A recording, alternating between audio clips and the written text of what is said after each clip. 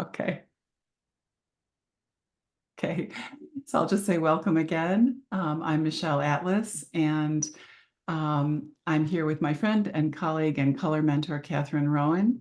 And I'm going to just I'm going to dive right in and introduce Catherine, and we'll start the presentation. So Catherine Rowan's early career was in human resources and management consulting, during which she learned many conventional psychometric testing tools for assessing people for jobs.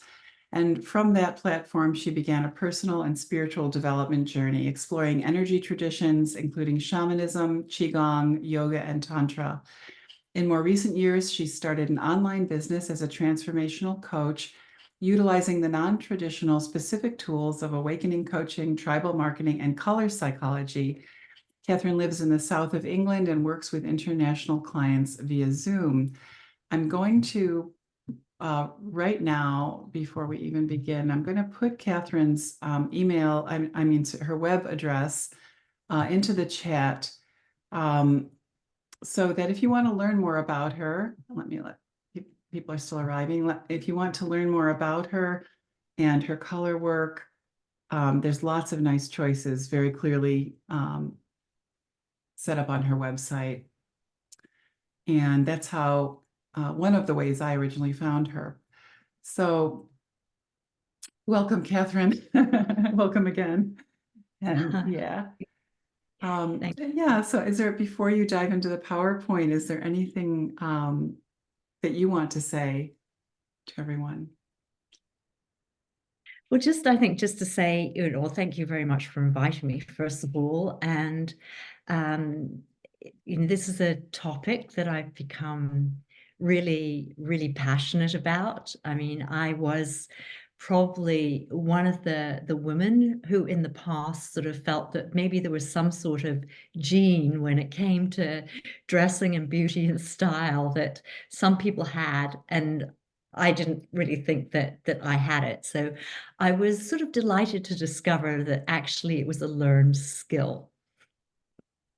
And over the last 5 years, I feel I've put a lot of effort into sort of mastering this skill as well as I can, because I felt that it maybe was a missing piece, particularly with regard for those of us who, many of us these days work online, have online businesses. And I think particularly in your community, given the type of work that you do, Michelle, and it often has made a huge big difference to me in terms of feeling confident when I do presentations. For me in the past, I felt that visibility was always an issue and a challenge. I was one of those people who felt unseen and unheard, and that's pretty common amongst women. So this this material that I'm going to share really helped me to see that maybe sometimes it wasn't that I needed more presentation skills training or something like that. It wasn't maybe that I needed to go over and over and over my words trying to get them perfect. Maybe there was something that was giving people a conflicting message between what I was saying and like how I was actually presenting visually. So now that I've learned how to present visually in a way that feels comfortable to me and I feel is sort of matching my energy and the message that I'm conveying, that it gives me the extra confidence if I'm presenting, whether it's like this or I'm standing on stage. I feel comfortable.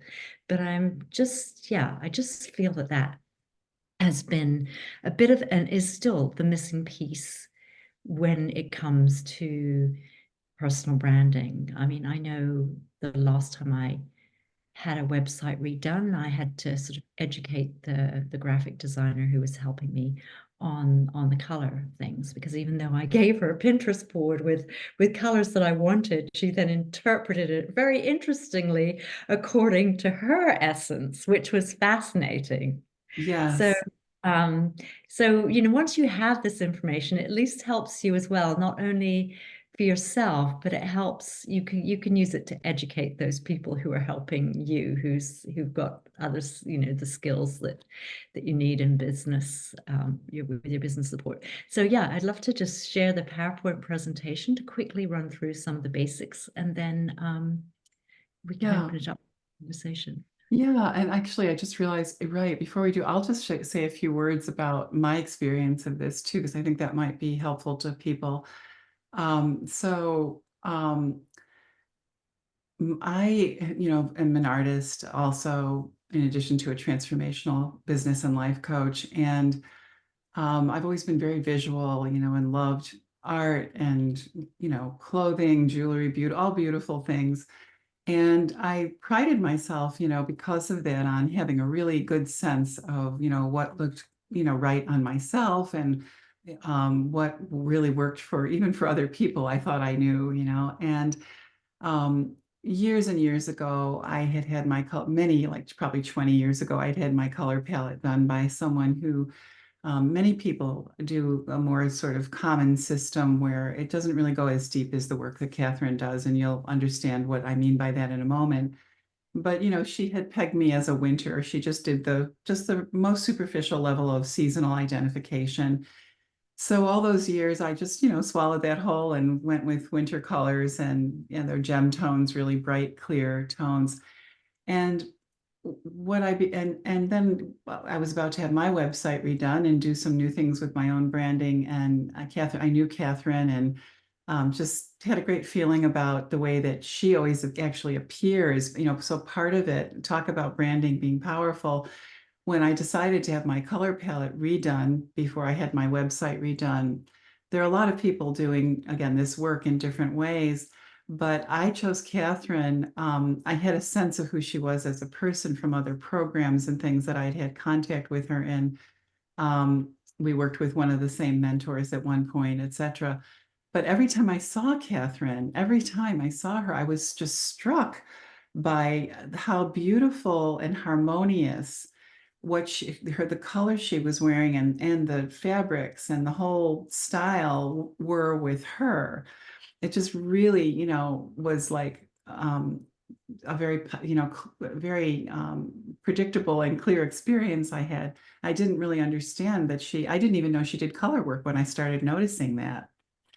And then when I found out that she did the color work and then I put the two together, I just felt very drawn to going with her to do my palette.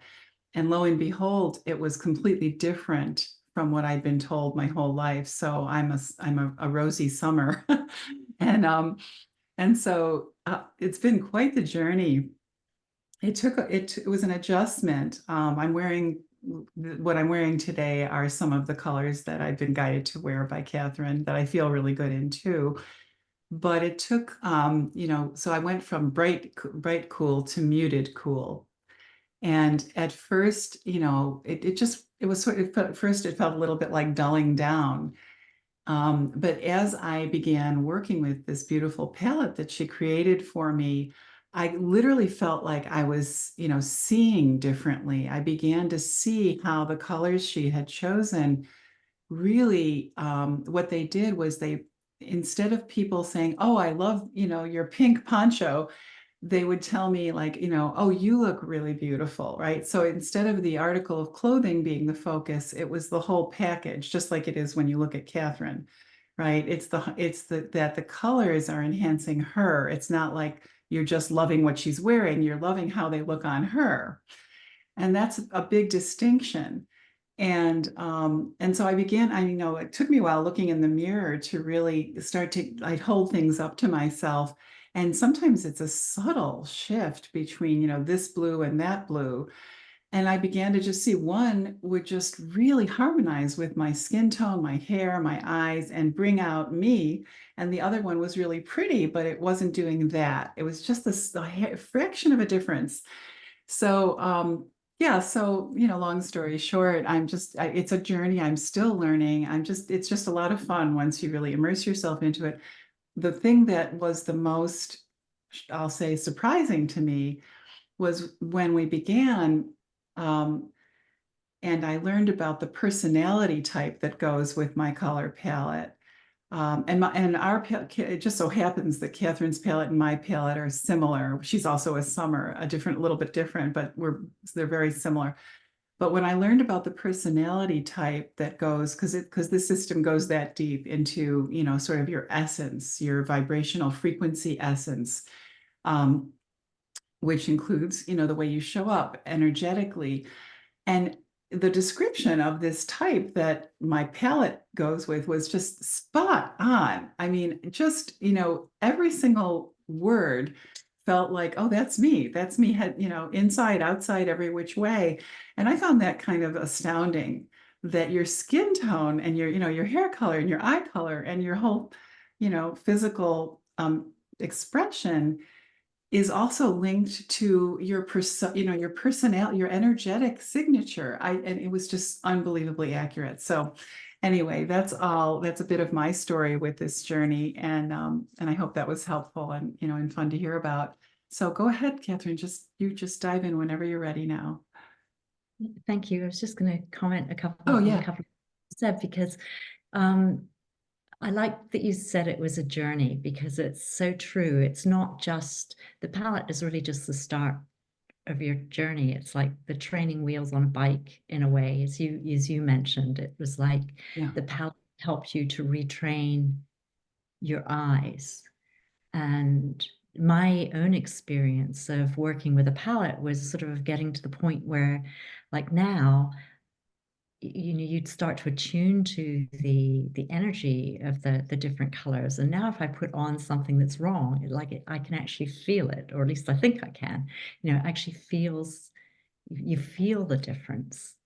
And the other thing I just wanted to pick up on was your point about, it's, in the end of the day, it's not just the colors. The journey extends beyond that. So it does come down to things like, the sizes and the shapes of the jewelry that you're wearing, the texture in the fabrics, and the type of print, and how they're mirroring what you actually see. So and this is particularly important, like when you've got a small window, like a zoom window like we have here, and you notice, like you might notice, look at the necklace that Michelle is wearing, and that shape, how that mirrors the shape of her face. And if she took that necklace off, you wouldn't get the same impact that you're getting because she's added that necklace into what she's wearing.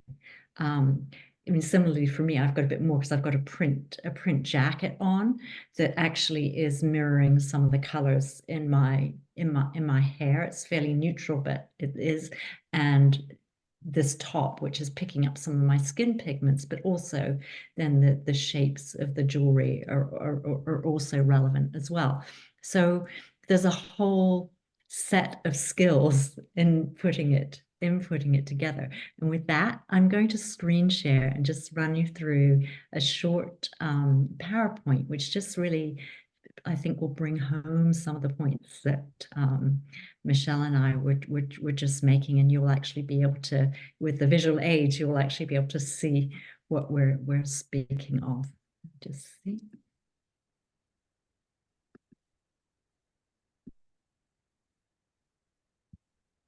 Right, let's go.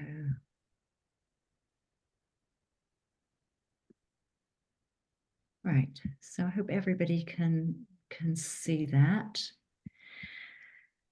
Okay, so I just called it embodied branding and strategic styling because I think we're talking in two contexts here, because this information is relevant to, how you present in life.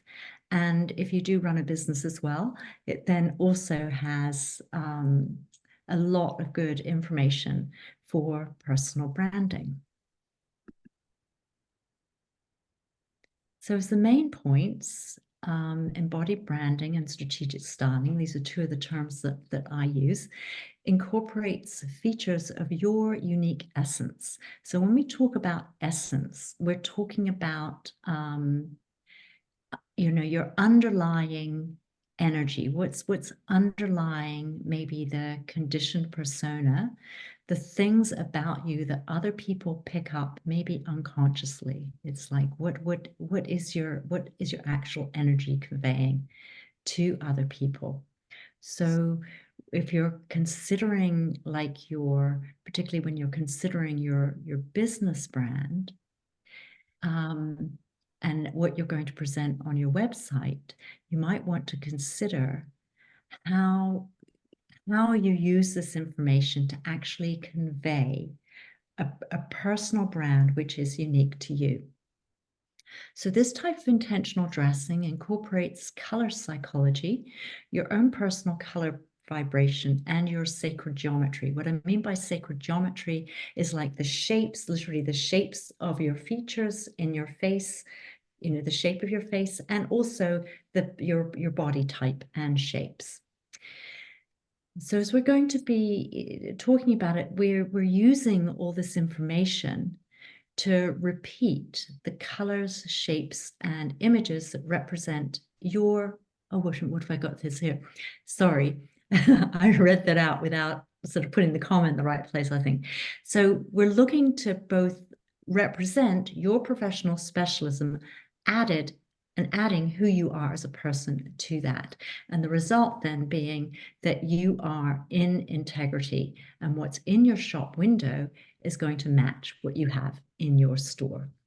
And I think probably many of us here are service-based professionals. So often it's, you are the shop window, and sometimes if you're a coach, for example, you're also the product, and everybody enjoys good packaging, which is one of the reasons why we want to dress our essence. So the underlying story conveyed by essence, because of course you have your experiences, your trainings, your passions, your talents, and all those other things that inform your work. But we also have, when we talk about essence, we're also talking about things like the sound of your voice, the way you move, the shapes and colors that you in your face and your body. So it was, as Michelle was saying before, about her surprise at how in the analysis, which also looked at, some of her particular gifts and strengths and how that related to pigments and shapes and her natural features. Well, it's Mother Nature's intelligent, and she actually doesn't make mistakes. And when we look at the natural world, we're faced with all of the plants, all of the animals. They all have unique shapes, unique sets of coloring. And even if you consider things like some of the native peoples who know about like all the medicinal properties of the different plants, and what sort of parts of the body or functions of the body that each of those plants can help. And it's often the clues are in the shapes and the colors of those plants. So it's really interesting. Why should we be any different from the plants and the animals? So traditionally, according to color psychology, there are theories about what each color actually means. So we have things about, red meaning maybe passion or love, but also danger. And therefore it's often used for stop signs. And we say things like, even in our language, we have phrases like seeing red or green with envy or feeling blue. So we have all of these sort of statements which give us information about the different colors. Yet there's also a requirement, or what we're doing here is we're trying to connect those to each individual person. So if you're thinking about using these colors in your website because of what they convey, it becomes a question of what's the right red for you, what's the right green for you, what's the right blue, etc. So in our new approach, we're looking at the particular pigments in your hair, skin, and eyes. And in this approach, we're often seeing that the hair color is when you wear it, it's both grounding for you and grounding for others. When we're wearing tones related to our skin, like this top that I'm wearing. I mean, it's not my actual skin tone, but it is bringing out some of the underlying pinks in my skin tone. In my case, like a blush pink is the best pink for me. But some other people, it might be more like an apricot or a peach, or even more sort of like a more of a blue pink.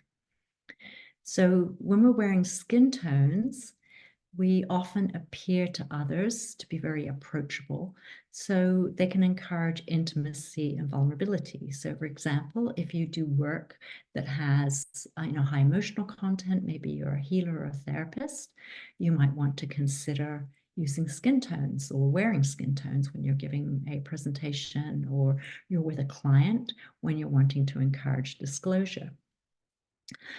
Eye colors, they were talking about, and very interestingly, when you take a close-up of your eye, you might be very surprised at the range of colors that's actually in your eyes. So eye colors, when we're wearing eye colors, the colors that bring attention to the eyes, we often use those to establish trust and rapport. They're often seen to be colors that are good to wear when we're negotiating a deal. Red, again, in our system, we use red, not so much for danger, but for romance and celebration. But this is about having the right red for you. When you're wearing the wrong red, it sometimes may convey those more negative associations with the red. So it's often said that if you're wearing the wrong red for you, don't be too surprised if you end up in conflicts. So I always think it's interesting that red is a color often that we associate with Christmas time, and people often wear red to their family gatherings at Christmas. So, and often Christmas, there can be times when those family gatherings can go very well and be very harmonious, or it can be the opposite experience. So maybe we can help get the former experience if we wear the right reds. And then there will be impact colors, which are often the brightest colors in the palette, and they're the colors that convey our authority. Now, those are often in the blues, the greens, or the purple ranges, and that will depend, upon our own unique essence as to what particularly which those best colors are. So I've just got a few examples on putting colors against myself, so you can see what I am speaking of. So when we're doing a color analysis, I'm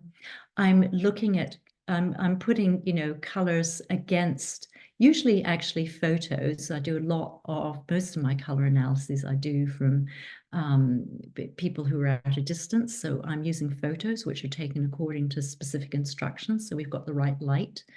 But we're looking at, like, I would have had close-up eye photos, and in this case, I'm holding up sticks that relate to my eyes and bring attention to my eyes. So we come out with like a range of colors that bring attention to my eyes, which in my case, my eyes are on this sort of like, there's like a bluey green color. So colors in the sort of like the dusty turquoises or teals often work for my eyes, and into the greens. They are eye-related colors for me. So here I'm combining skin and eye related. So here I am with my sort of blush pink color, but also here into more like the taupes, the bluey greens, which reflect my eyes. And here, it's a dark photo, but it's more of an olive green. So pinks and greens together, because of my pigments, I often wear pinks and greens together. And actually, that's been my choice for my own website. I've got these sorts of colors, these taupes and blush pinks. So in the hair-related colors, again, we're looking specifically at the pigments in your hair. I mean, my original hair color was quite dark, and now it's pretty gray. So I can generally wear colors, like I can either go into the colors that relate to some of the darker tones in my hair, like I've got with this jacket, the background color here, the darker taupes, or like these really cool gray browns, or the charcoals, or I can go with like, white not really a really bright white. That actually makes my hair look dirty, but it's usually like an off-white that looks really is a hair color for me. So just to go into a bit of theory about, because once we've actually picked out the range of colors that relate to your hair, skin, and eyes, the next thing I'm looking at is what's the sort of a light frequency that represent those colors. And in the system that I use, we consider 4 light frequencies. So we're looking at, does this person's essence convey the sunlight? So when I talk about sunlight, I'm probably talking about colors that you might see, like in the middle of the day. So is this sunlight? Or do the colors that work for this person, are they really the colors of the twilight, like more the colors of the dawn and the dusk, which you probably noticed from my photos. I'm a twilight, and actually so is Michelle. We're actually not dissimilar when it comes to many of the colors that we would wear. Or you get a person who's a firelight, probably has a lot more underlying reds and oranges in their skin tone and looks really good in a whole range of like warm, fiery colors. Or somebody who is the moonlight. And these people, moonlight people, often have a high range of contrast, because if you think of like the moonlight in the night, if you really get like the moonlight hitting an object, you get that sort of light, but then you get that dark background. So they can often wear contrast between light and dark. And you may be familiar with some other systems, and these do relate to seasons in other systems. So the sunlight relates to the spring, twilight to the summer, firelight to autumn, and moonlight to winter. So the spring, so qualities to do with a sunlight person, you often find it in their energy. You often find that they are bright, and they have bright and buoyant energy. Their gift to the world is said to be joy. There's often also a shadow in each season, and the shadow for this, the sunlight or the spring, is the fear that they won't be taken seriously. So you see in this collage here, I've got sort of like, I've tried to reflect that, both the sunlight colors and the sunlight energy. That's sort of like, if you think of the springtime when everything is like new and fresh, and the trees are laden with blossom. Of course, this is in temperate climates. The trees are in blossom, there are baby animals being born. Everything it's like rising energy. It's like rising, buoyant, initiating energy. And you'll often find this in the person who is sunlight. Of course, it varies, because we're not, there's a whole range of types within the sunlight. We're actually doing bespoke analyses for each person, and people, of course, are sometimes on borders of other season. So it might be that somebody will be a sunlight but with some twilight qualities, or with some firelight, or with some moonlight, depending which border that they are on. So next we come to the summer. And so if you think about it, what happens in the transition from the spring to the summer is that the bright colors, the fresh colors that we have in the spring, tend to go a bit darker and deeper in the summer. And because the temperature of the season also then gets warmer, our movements tend to slow down. So the summer is characterized by softer, more flowy, more muted energy types. And instead of it being like rising energy, it's sustaining energy. So the gift of the person who is of this type, it's said to be softness, or the strength that's found in softness. And it's also the shadow area of this is that the person worries that their softness, their natural softness, will appear as weakness. So what we often find initially, when we look at ourselves, is often we've been trying through our conditioning to be something different. this is my season. So speaking from personal experience, I, similarly to Michelle, I had also been diagnosed as a winter back in the past in one of the older systems. And this is quite common for the summer types, that they acquire the mantle of a winter person because of this worry that they don't want to be seen as too soft. And then we come to the autumn. And so what happens into the autumn? The earth bursts into color again as the leaves turn. And we've got all the beautiful colors of the summer fruits and vegetables at harvest time. So we see a lot more oranges and golds, and in the colors of the autumn, we get these like purpley colors in some of the like the aubergines and things like that, these fruits that are around. And interestingly enough, then we get like the animals start putting on more fur. It's a busy season. They're animals collecting nuts and fruits for the winter. So we often find these qualities present in the autumn person.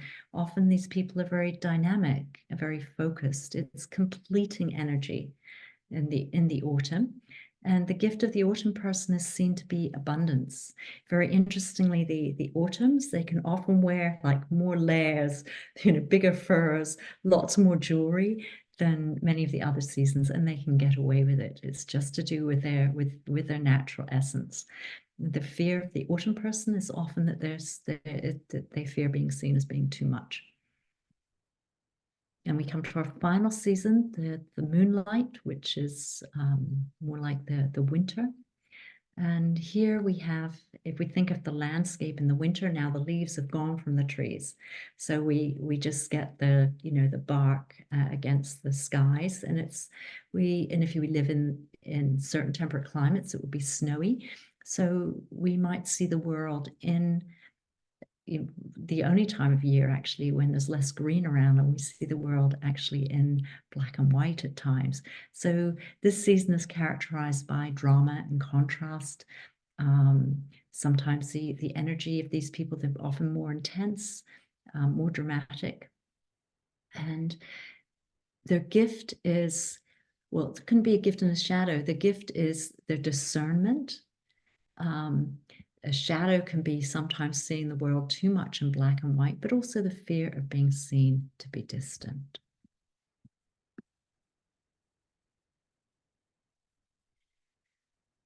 Right. So this slide was just about conducting your own experiment with color. It is a lot easier to have a palette done yourself and have some support for conducting this experiment. But if you wanted to take a look at your own pigmentation as clearly as possible, you literally take your phone selfies facing a window so that your face is in the light. And I actually ask for this when I'm doing a palette for you. You could take an eye photo close up with flash to see all the colors in your iris. Your hair is colored or gray, look at photos of your younger self with your original and natural hair.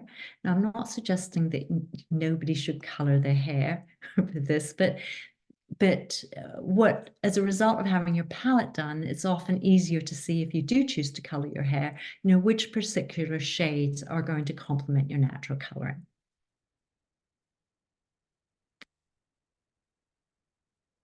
Okay, so conducting your own experiment, often, review your closet, look at objects in your house, find things that match the colors in your hair and your eyes.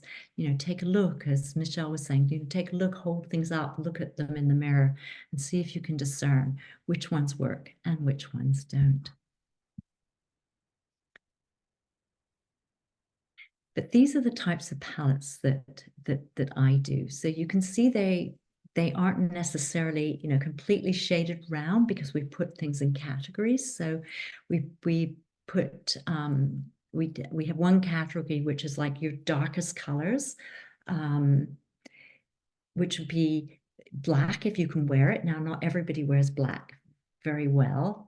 So we would also have colors that might be colors that you would wear that would be your blacks.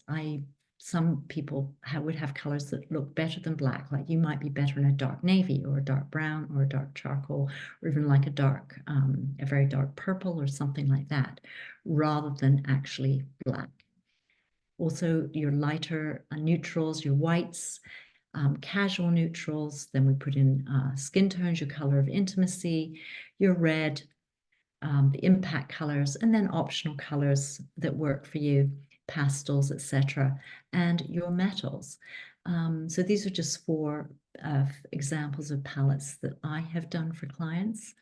And they do vary for each person. It is not done in any way to any standard palette. These are completely bespoke against your photos. And I work with a color lab, it's called the Color Profile System, and we have 3,500 shades in the whole system. So it is one of the most sophisticated systems around.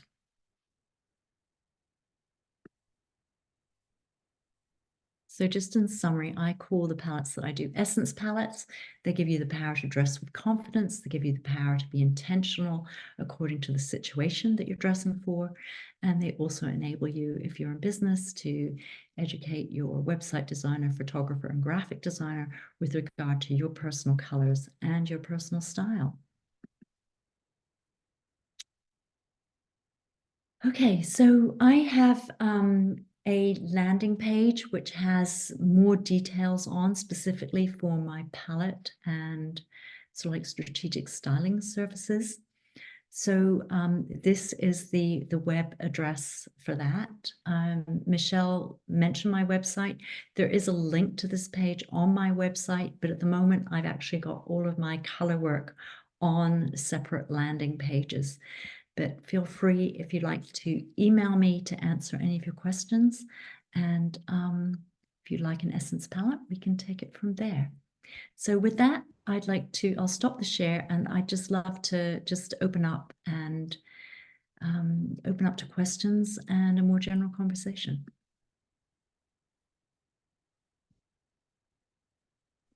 Oh, great. Okay.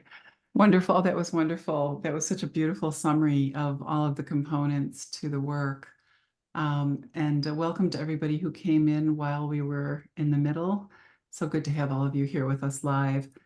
Yeah, so go right ahead. I think it's a small enough group that, we won't jump on each other's toes. If you have a question, you want to unmute yourself and just ask Catherine, go right ahead.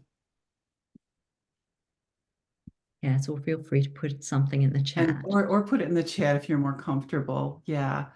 I'll just say while we're waiting to see who might want to have a question, for me, the comments you made, Catherine, before we started the presentation about, how even the jewelry and the shapes and this sort of thing are important for, depending on the season. That's what came last for me, where you had mentioned, Catherine provides a really nice comprehensive report with all the information that one would need. And, she said, oh, you should, think about wearing these stones or those stones or, in this shape and whatever. And I made some changes in my jewelry and tried to if I purchased anything new, tried to go with her recommendations. But it wasn't until very recently I had my palette done by her, I think last fall, maybe something like that. And it wasn't until just a month ago, actually, that I really began to pay attention to how the shape, how when you have the shape going with, the outfit or the patterns in your clothing or, your face, your hair, etc., how it really makes a huge difference. And so that's been a new fun leg of the journey for me. So when I get dressed now, not just looking for the right colors and textures, but now because I love handcrafted jewelry. So now when I figure out what piece of jewelry I'm going to wear, I have started making choices that I wouldn't have made, different choices within the jewelry that I have based on what I'm wearing that day, not just what I'm in the mood for that day, and not just on the color, but on the shape, the size, the way that it goes with, the neckline, the color. It's fascinating, and it really pulls things together. Again, it's an eye you develop where I really can see now, oh, wow, that's different. Instead of thinking, oh yeah, they all go, so what's the problem? Right. And just a really fun journey. Lots of subtleties. Looks like we do have a question in the chat here, which I will. Oh no, that was you putting it. Okay. Okay. Yeah. Anybody have any questions or comments or anything you want to put into this space? I I have a question. Does your color palette change when your hair color changes? So um I am starting to get more gray. So I'm just anticipating if I'm or wondering if there's going to be a shift because of that. Or let's say you are, like usually I'm pretty pale, but if I'm thinking of moving to a place that's going to be warmer, if I get a tan or don't get, like how would that impact the color palettes? Okay, it's a really good question. Thank you for asking that. Um, the basic answer is yes. There are some shifts as your hair goes gray. Um, there are some shifts, throughout time as we get older anyway, because it's not only hair that goes gray, but skin tone can change slightly. But what does not change is your essence doesn't change. So your season, the quality of light that comes through you does not change. But it may be that the palette does shift slightly, not in a major way. Like, for example, my hair used to be like really like quite a dark, cool, cool brown. So when it was that color, I probably would have worn more darker browns would have looked better on me than they do now. Now I'm not sure that dark browns look that good on me. Charcoals and a whole range of grays look wonderful. Um, so sometimes an effect of the hair going gray is like people where gray might not have looked like a very good color on them in the past. Suddenly they find they can wear grays. But you have to be careful with grays actually, because they're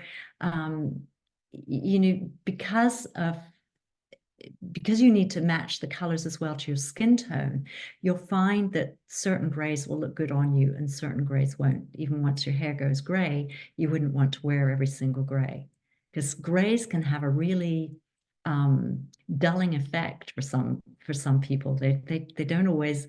I mean, even for me, my hair is pretty gray, and I can wear a range of grays, but there are some grays that I know just don't do anything for me. There are other grays that make me look fabulous.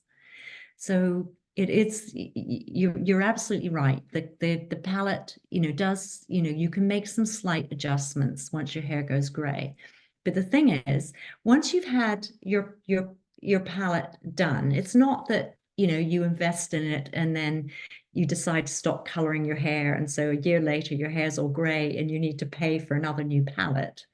No, it wouldn't be that sort of level of difference. It's like you would have enough from the palette that you could just experiment a little bit. It's like because the palette is representing your frequency in terms of light, and it's a whole range of colors. It's like so once you can put the palette down on a color that might not be in the palette to see if it would look as though it would match in it. So you could work out which grays would go with your palette, like that, for example. But the general effect, if somebody has been like, in my case, and it would be like your case, they've had dark brown hair and you go gray. Of course, you've gone from dark to light. So that might also have an impact it has an impact in the different level of your level of contrast. So your level of contrast is probably less. So it might mean that it would impact the way you're putting your outfits together. perhaps you can't wear as much contrast as you had before. Perhaps you have to go just slightly softer in your colors than you had before. And occasionally for some people, it actually means they could go a bit brighter maybe than they could before. It's like, you know, you so there is an adjustment. There is an adjustment that that could be made. And yeah, I think there is probably value in if you had a palette done, say, like when you were in your 20s, and then, you know, you're several decades later, there would be value of having another palette done. Thank you. Is that answered it? Yeah, Yeah. thank you. Anybody else? Uh, Hello, Hello. everyone. Hi. This is architect Kajal from India, and I accidentally happened to get this sessions link from my boss itself. And actually, we are more into interior designs and building spaces for people. So my question was related to something where you're talking about the energy essence of a color. So Mhm. what I wanted to ask is that if we have several mindset kind of people in one single house, right? Yes, And we want to create a color palette for them. yes, So if it is a bedroom, then I can specifically have a color for that particular individual's choice, right? But yes. if I'm talking for common spaces like living room or kitchen for that matter, or drawing room where all the family members are going to be together. So, what would you suggest in that case? Should we take into consideration when we are designing the color palette? Yes, thank you for asking that because I didn't talk about interiors yet, but you're quite right. You know, if you've got a, you know, a home that's shared by a group of people, a family, you want to represent all those individuals in that home. So yes, of course, you know, bedrooms, you know, like bedrooms for children, you can let them choose according to their own palette. Now, it's said for the main bedroom for a couple that it's the woman's palette that should dictate the bedroom colors, that the woman gets to choose the palette for the bedroom.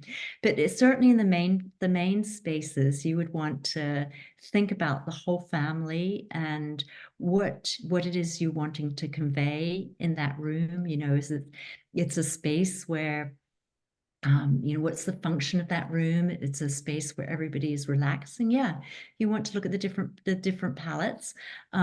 You will find some colors in common, or it can just be that, you know, you you find things to represent each person in a way in the room. But probably the where you're going to be mindful, even in the main living spaces, it's mainly it's the, you know, the couple that own the house, that it's their house. Those are the main two you know, main two people that you're going to want to represent there. But the children, yes, get to choose their bedrooms. So if you're talking about another space, like, you know, it's a corporate space like a company, well, I guess that's a different thing because you're probably not going to be you're not going to be representing the different individuals there. You're probably going to be representing the colors of the actual brand and things like that. But it is where I think that is interesting, and it's not an area of my specialism, but I think it is interesting where you have that would be what it draws in terms of the types of people it attracts to work, you know, to work for that company. I'm sure there would be some impact like that. They say that's not really my specialist area. I'm not an interiors person, so but if that was an area you wanted to look at, I could put you in touch with somebody who does work with the system with interiors. Thank you so much for your insight. And I love the idea where you said that you designed the color palette for Miss Michelle. I just checked the link where you have shared the glimpse of it. And I find it wonderful that how colors can impact psychology and the people entering, even it could be a virtual space for that matter, where you are talking about a website here. But it is wonderful how just it can change the entire energy just by designing it with a color palette. So that's the wonderful contribution, I think, what you are giving in here. So I just wish you all the best for your next work coming. Thanks a lot. Thank you. It is this is such an interesting area, because I really see this is sort of like an emerging edge of color work and these fields. This information is not incorporated to any great extent in many areas where people are working with color. So even when you look at things like one of my favorite things to do is, like, if there's been a celebrity event, like, the Oscars or something like that, and you get all the pictures of what all the celebrities are wearing at that event, and you look at them all and what they're wearing, it's like, wait a minute, whoever their personal stylists are, they're dressing according to fashion and stuff, but they're not dressing them according to what works for that person. So it's just like, there are so many places that this information could impact. So, those of us who've had the fortune to come across this information, it is really sort of like leading edge stuff. Hopefully it will spread, but the existing use of color doesn't take this sort of idea of individual essence into account very much. So true, so true. I find myself looking at, when I look at awards shows and things like that, now that I know a little bit more, I find myself with that lens as well. That's kind of one of the byproducts of doing this work is you start to notice everyone else who's not dressed according to their palettes. Yeah. I know. And it's nobody's fault, because we've all been No. trained to dress No. according to what's in fashion, and many of us choose items because we've seen it in a magazine, or we've seen it on a store website, or we've seen it on a friend and it's looked great on them. We put it on, it doesn't have quite the same effect. And a lot of people. Sorry? I was just saying hi. Oh, hi. I don't know if you can see me. I'm Yes. a bit wrecked, but never mind, on holiday, so there's no color matching schemes here. I just wondered how far you would complement your color palette for clothing and accessories with makeup. Well, yes. The palettes that I do, even though we've got 3,500 shades, a makeup artist, and I have the good fortune to have a daughter who's a makeup artist. But I know from her that, color matching for things like foundations is much more refined even than our color palettes can go. So I would always say, for foundation, you need to go to a counter and, a makeup counter, and have a makeup artist actually match your foundation colors. That don't take a foundation color from our palettes. But what the palettes can tell you, they certainly can guide you with regard to things like, your lipstick colors and things like that, because it may stop you from doing a bright orange if really you should be in a pink, or going too bright, those sorts of things it can really help with. Still, I think it's important to get, and you can get really good advice from the makeup artists these days in store counters and stuff like that, because mostly with eyes they will contrast the colors on your eyes to make your eyes stand out and things like that. So it is definitely worth getting the makeup artist's view. But yeah, certainly things like, lipsticks and blushers, you're going to know that you maybe shouldn't be going for the type of pink or orange or whatever that you've gone for in the past. And for those people who maybe don't take the makeup artist's advice, yes, it can be helpful in terms of you're certainly going to have more knowledge if you don't have time, or you're buying from a website, let's say, or you live in a place where you don't have access to department stores and the makeup artists in there. You're going to have a better knowledge if you're choosing from a website as to where you should go with regard to shades. Because it is important to not wear the wrong shades. If you're wearing the wrong shades of foundation and lipstick, well, I mean, often other people see that straight away, don't they? They think, oh my God, she's looking a bit orange today, or something like that. Well, you look very pale and peaky, and you've spent hours doing your makeup. So I guess it would be, if you're going to have a makeup consult like that, to take along a color palette as well. Yeah, you could certainly do that. Take along the color palette with you, but as I say, they generally match straight pigments. They're just doing it slightly differently. Where could be a good place to take it though, if you're having your hair colored and you're going to the hairdresser, take your palette along with you. That could be where it's really helpful, that you don't end up with a hair color that's conflicting. Yeah, I did find that a while back, trying to go back to a natural red when I'm no longer a natural red, but more a natural white. Yeah. Where people are sort of, many people, as they go gray, or they put maybe like blonde highlights or something, or people go blonde, or who've got darker hair.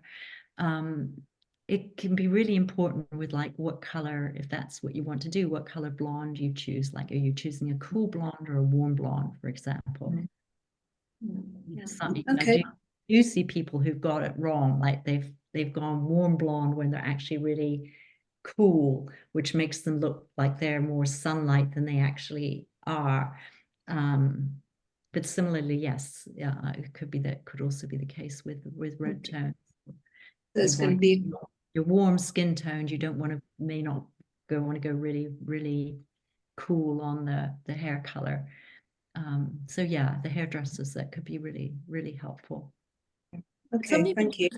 Suntans a while ago, and I just want to pick back up on that, because your palette doesn't really change when you have a suntan, but it's true that when you have a suntan, you can sometimes get away with like brighter colors. So it's sometimes with the shade of the color you can brighten when you've got a suntan. Just put that in for the recording if somebody thinks I didn't. It's interesting. Thank you for that. And also it also does depend the geographical location that you live and the type of light. Because if you're down in a really bright, like let's say you're in Los Angeles or in Southern California, you can probably get away with brighter colors than you can if you're living where I'm doing in the UK. Yeah, just for sure. The light is just much, much lower here. Same, we all probably notice that, like if we go on vacation somewhere warm, we can usually get away with slightly brighter colors. Yeah, and you bring back something you think is fabulous and it looks awful in London. Okay, thank you, Catherine. Thank you for that. Okay, everybody. Well, thank you so much to those who have been here with us live again, and to those watching the replay. We know you're going to love every word of this. And thank you so much, Catherine. This was so much fun, so informative, such beautiful information. Make sure you take a look at the chat. There were some nice comments for you. Thank you. Thank you so much. Well, I always have fun. I have fun thinking about this. Yeah.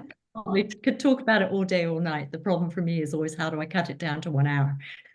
I know. It's the same with my work. Exactly. All right, everybody, have a beautiful rest of your day. I'm going to stop the recording. Thanks for coming.